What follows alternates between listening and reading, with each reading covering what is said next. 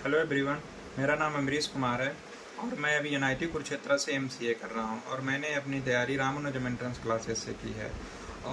तो आज मैं आप लोगों के साथ कुछ एक्सपीरियंस और गाइडेंस शेयर करना चाहता हूं। पहला ये है कि इसमें आप लोगों का निमसेट एग्ज़ाम होने वाला है लास्ट 15 या 20 डेज़ में। तो पहला ये है कि आप लोग इसमें बहुत पैनिक और फ्रस्ट्रेशन में होंगे, तो इस समय पैनिक और फ्रस्ट्रेशन करने की ज़रूरत नहीं है। सिर्फ़ और सिर्फ रिवीजन करो, ठीक है।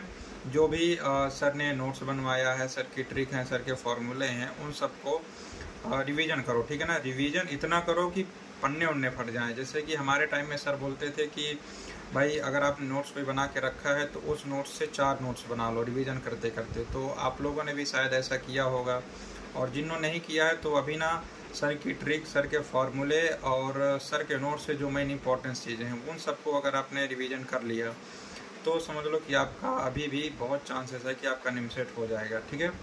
तो रिवीजन करो और सर से सर के पास जाओ। अगर आपको कुछ भी प्रॉब्लम हो रही है, आपको फ्रस्ट्रेशन में हो या पैनिक लग रहा है, तो सर से बात करो, फ़ोन पे करो, सर से फेस टू फेस बात करो कि सर को अपनी प्रॉब्लम बताओ कि हमारे पास हमसे ये प्रॉब्लम हो रही है, यहाँ पे हमको दिक्कत हो रही है। तो सर उन सब का आपको सोल्यूशन देंगे।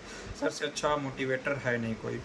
दूसरा है कि मार्क्स का टारगेट और उसकी स्ट्रेटजी ये है कि सबसे पहले आपको अपना 25 से 30 क्वेश्चन मैथ के देखना है। कि मतलब आप एग्ज़ाम में या कोई भी प्रैक्टिस शीट लगा रहे हैं या आप जो है कोई और शीट वगैरह कुछ भी लगा रहे हैं, तो आप ना पहले ये देखो कि हमारे 25 से 30 क्वेश्चन मैथ के किसी तरह निकालो। वो फार्मूला बेस्ड हो सकता है, सर का ट्रिक बेस्ड हो सकता है, या कोई पीवाईक्यू हो सकता है, जैसा भी है।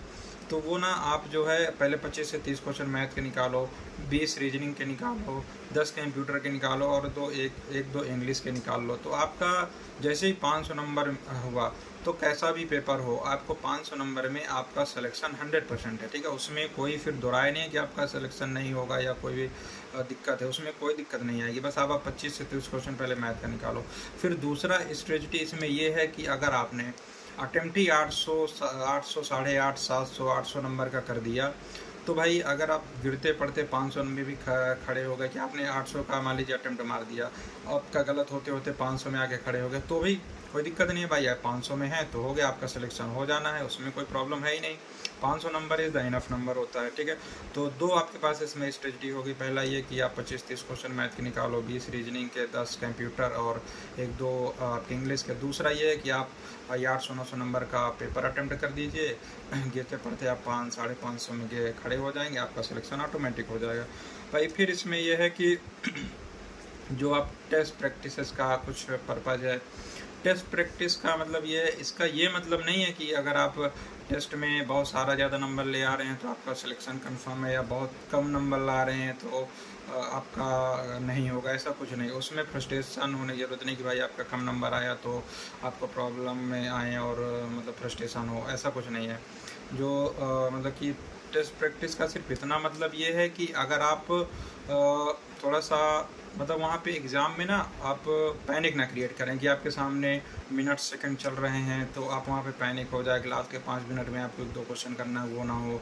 वो सिर्फ इसीलिए कि आपकी प्रैक्टिस हो जाए यहाँ पे, कि आप अगर 5 मिनट चल रहा है भाई, ठीक है, 5 मिनट बचा है अभी पूरा टाइम होने के लिए, तो आप ना कोई क्वेश्चन आराम से कर लें, कोई प्रॉब्लम आगे ना हो, ठीक है। फिर तीसरा ये है कि प्रीवियस ईयर का निमसेट एग्ज़ाम में बहुत ज़्यादा इंपॉर्टेंस है, क्योंकि 70 से 80 नंबर जो है हमेशा प्रीवियस ईयर में मिल जाते हैं।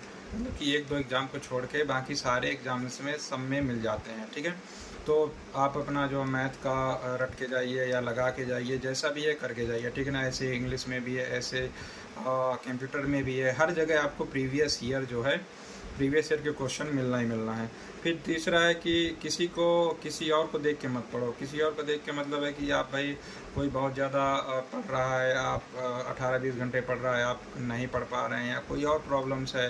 और दूसरी चीज़ है कि किसी और को देख के मत फ्रस्ट्रेट हो, नहीं कि किसी का भाई कुछ अच्छा है तो आपका कुछ अच्छा होगा। सपोज दैट कि आपका ट्रिग्नोमेट्री अच्छा है तो किसी और का कैलकुलस अच्छा होगा, या किसी और का कुछ अच्छा होगा। तो अपने अपने स्ट्रॉन्ग पॉइंट पे काम करो कि भाई अगर कोई आपका स्ट्रॉन्ग पॉइंट है, आपका ट्रिग्नोमेट्री है, कैलकुलस है, अलजेब्रा है, कोऑर्डिनेट है, जो भी है, या रीजनिंग है या कंप्यूटर है, जो भी है, तो उस पर इतना काम कर लो ना कि वो आपका गलत ही ना हो एग्जाम में। मतलब कि अगर किसी का सपोज दैट रीजनिंग है तो रीजनिंग पे काम कर लिया, किसी का जो है अगर ट्रिग्नोमेट्री में है तो 12 से 13 क्वेश्चन आते हैं ट्रिग्नोमेट्री के, तो भाई आप ट्रिग्नोमेट्री पे कर लो, ठीक है। तो अपने अपने स्ट्रॉन्ग पॉइंट पे काम करो, किसी और को देख के मत पढ़ो, ठीक है। तीसरा ये है कि जो लास्ट 15 डे का स्ट्रेटजी है, लास्ट 15 डे में इतना पढ़ लो भाई कि आपको ना लाइफ में कभी ये मौका ना रहे बोलने का कि यार मैंने यहाँ पे कमी कर दिया, या ऐसा मैंने पढ़ा नहीं मेरा सिलेक्शन हो जाता। भाई 18-20 घंटे पढ़ो, सोना होना छोड़ दो भाई, इस समय बिल्कुल पढ़ाई करो, सर के टच में रहो हमेशा, जो भी सर बोलते हैं वो करो। मेरे टाइम पे भी ऐसा था, हम लोग जो है सर से ही बात करते थे कि सर ये प्रॉब्लम हो रही है, ये प्रॉब्लम हो रही है, सर हर चीज़ का सलूशन बताते थे। मैं तो रात में भी फ़ोन कर देता था, कभी भी सर को फ़ोन कर देता था कि सर मुझे ये प्रॉब्लम हो रही है। मैं जो है सर के जो भी सर बोलते थे उतना मैं गाइडेंस में करता था, उसके अलावा मैं कुछ नहीं जानता था। सर अगर बोलते थे कि आज तुम्हें दिन भर यहाँ बैठ के पढ़ना है तो पढ़ना है भाई, सर ने बोला तो करने का, तो करने का, बात ख़त्म। तो सर से बात करो, जो भी तो आपको प्रॉब्लम लग रही है कि मेरे को फ्रस्ट्रेशन हो रही है, प्रॉब्लम जो भी चीज़ें हैं, सर के पास सारा कुछ सल्यूशन है। सर से अच्छा मोटिवेटर, अच्छा पढ़ाने वाला मुझे तो लाइफ में कोई नहीं मिला। मतलब मैं तो सर को भगवान की तरह मानता हूँ।